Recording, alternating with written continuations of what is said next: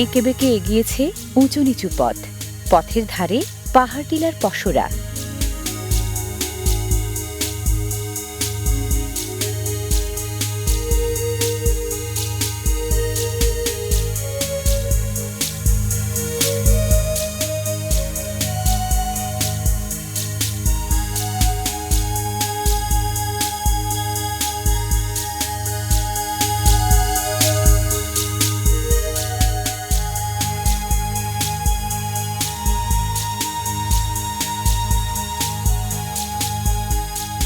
প্রায় ২.৫ কোটি বছর আগে টেকটনিক প্লেটের পারস্পরিক সংঘর্ষের চাপে ভাঁজ হওয়া ভূপৃষ্ঠই বান্দরবানকে করে তুলেছে পাহাড়ের রাজ্য। পার্বত্য বান্দরবানের এই এলাকাটি পড়েছে সদর উপজেলায়।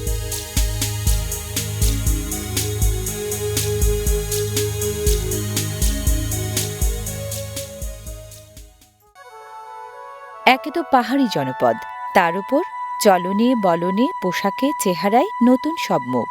মনে হচ্ছে ভিন্ন এক জগতে পা ফেলেছি। এসে পড়েছি ক্ষুদ্র নৃগোষ্ঠীর বমদের পাড়ায়। বৈচিত্র্যে ভরা বম জীবন খুব কাছ থেকে দেখব আজ।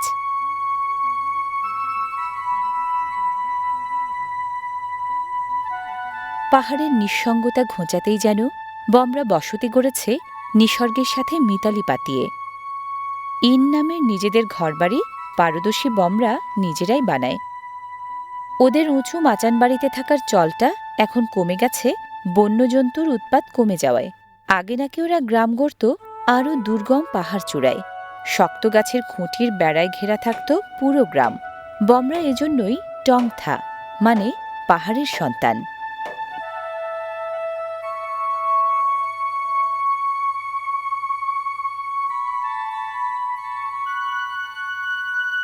হাঁটতে হাঁটতে এসে গেছি লাইমি পাড়ায়।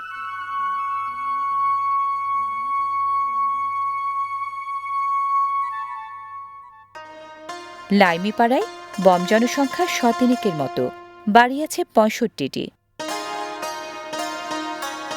বম মেয়েরা সব কাজেই পটু। ঘর বাহির দুদিক সামলে সংসারের হালটা ধরে রাখে ওরাই।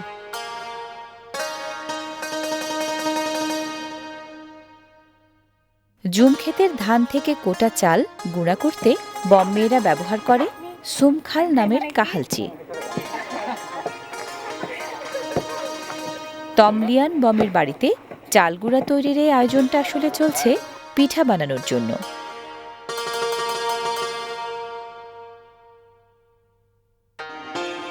পিঠা বানাচ্ছেন ভাবি আর ননদ দুজন মিলে। ননদ তুয়ানজিন নারিকেল কুড়ুনি দিয়ে কুড়ছেন নারিকেল কুচি। নারিকেল কুচিকে বমদের ভাষায় বলা হয় ডাবা। নারিকেল কুচি মেশানো চালের গুঁড়ির মাঝে গুড়ের পানি দিয়ে এবার মাখানোর পালা।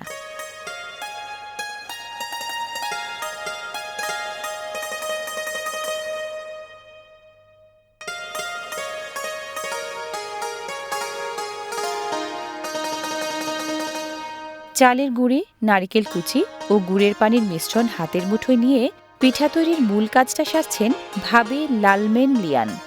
আমি বা বসে থাকি কেন?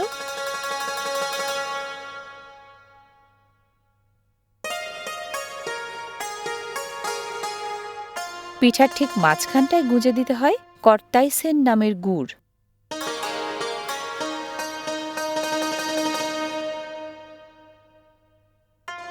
এবার কলাপাতায় মুড়ে মোড়কবন্দি করা।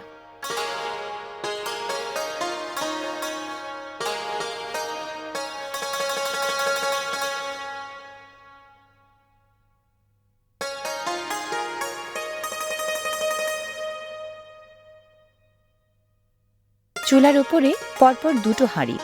আগুনের আঁচে নিচের হাঁড়ির ফুটন্ত পানি ভাপ হয়ে ওপরের হাঁড়ির ছিদ্র দিয়ে বেরোয়। ঠিক বাঙালি ধাঁচের ভাপা পিঠার মতোই বমরা বানায় সাংকন আই বা সাং পিঠা।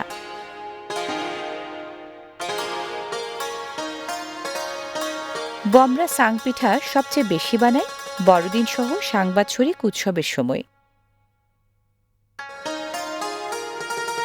হাঁড়ি থেকে সাং পিঠা নামাতে হয় পানির ভাপে পুরোপুরি সেদ্ধ হওয়ার পর।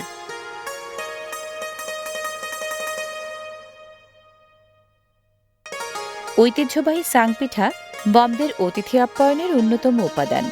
এ পিঠার স্বাদ সবচেয়ে বেশি ভালো হয় বিন্নি চালের গুঁড়ি দিয়ে বানালে।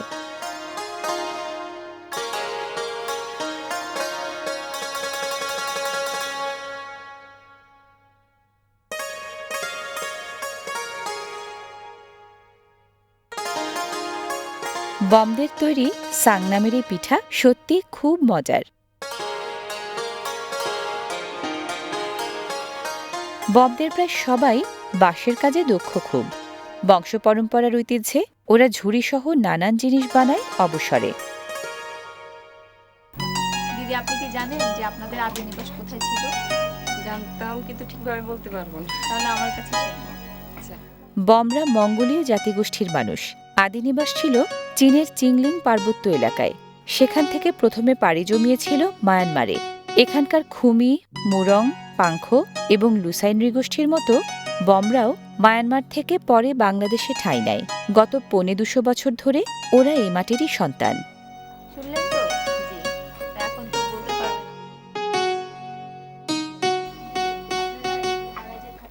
বমদের দেহাবয়ব মাঝারি, গায়ের রং ফর্সা, দেখতে অনেকটা চাকমা ও মারমাদের মতো।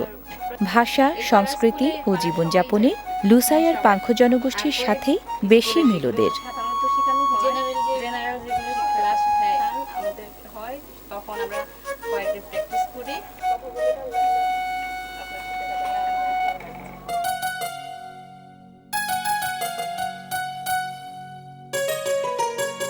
বম শব্দটি এসেছে বমজাও থেকে। বমজাও মানে সংযুক্ত জাতি।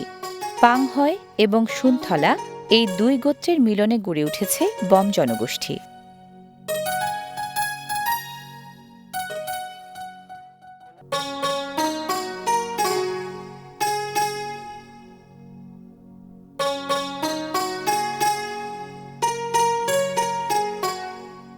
জ্বালানি কাঠকে ওরা বলে থেন। থেন ইন নামের জায়গায় ওরা জ্বালানি কাঠ জমিয়ে রাখে আপদকালীন সময়ের জন্য। পাহাড় টিলার গায়ে ভাঁজে বমদের পাড়াগুলো আসলেই আকর্ষণীয়।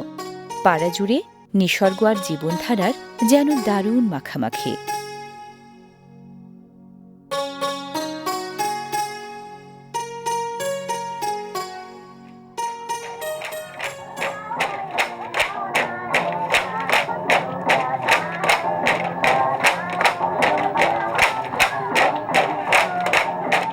যুগ যুগ ধরে বমরা বয়ে চলেছে বিচিত্র জীবন সংস্কৃতির উত্তরাধিকার। ওদের নাচ আর গানে তাই উথলে ওঠে ঐতিহ্যের রং, জীবনের সুর, স্বকীয়তার ছন্দ।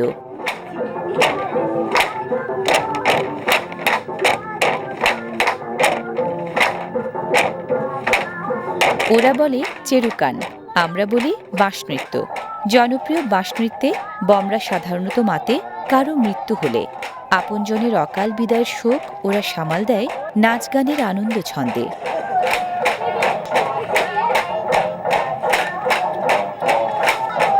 আনন্দের ঐক্যতানে ওরা বলে চলে জগতের অমোঘ সত্য, মৃত্যু মানেই জীবনের শেষ নয়। মৃত্যু তো পালা বদলের প্রান্তরেখা, একজনের পালা ফুরিয়ে অন্য কারো শুরু।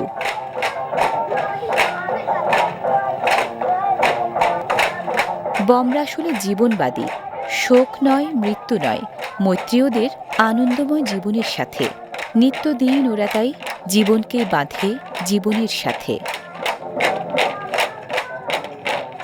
বান্দরবানের বমপাড়ায় এসে সবচেয়ে মুগ্ধ হলাম সম্পর্কের নিবিড় বন্ধন দেখে। সম্প্রীতির বুননে গাঁথা বিচিত্র এই জীবনধারায় সত্যিই সুন্দর এই আমার বাংলাদেশ।